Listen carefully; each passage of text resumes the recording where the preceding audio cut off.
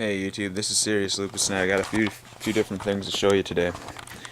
First of all, my sled that I made. I suppose I'll start by talking about the first one. I took two wooden skis. They're children's skis actually. I thought it would be a really cool idea to have a sled that had skis that could follow in your ski tracks. But even a 2x4's height creates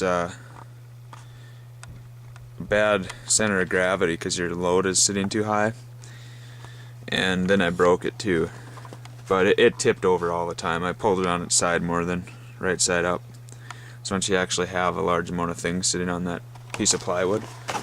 So I went back to the drawing board and I made this one, and this actually is made out of two old skis that used to be used on this sled sleigh for behind a snowmobile. They're oak. They already had a curve to them. I put them side by side, and it's actually not much wider than your ski track. So when you go, it actually still, even in powder, it doesn't have too much resistance, and when you can float on top, it's just that much better for it to be on top and not break through. A lot more room.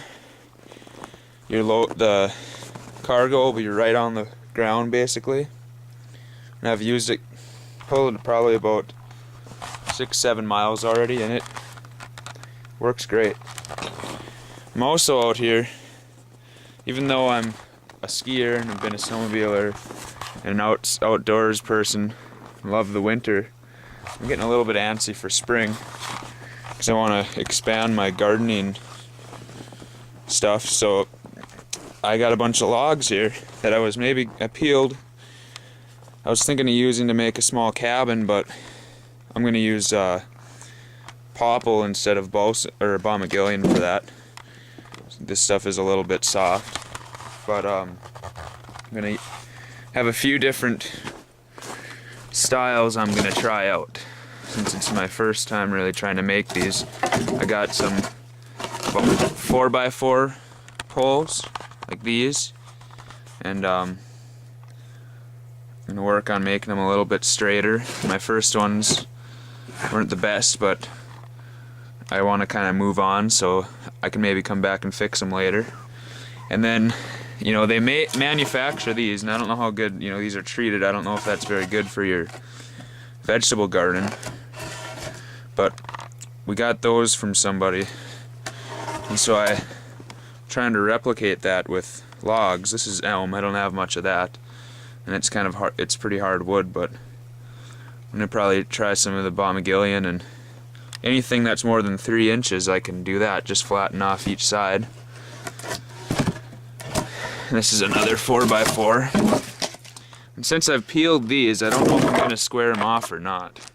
I might make kind of a rustic looking thing out of it. See, this one I stole this from a beaver house, and worked it up. The beaver, they were gone. They'd left their dam running over for about 5 days, so I figured they weren't going to need it. And well, my bigger ones, I'm going to make another style that'll be railroad tie sized. I don't have any of them right here to show you. But anyway, that's a little update on what I'm getting antsy. This is how I haul them. I strap them onto this.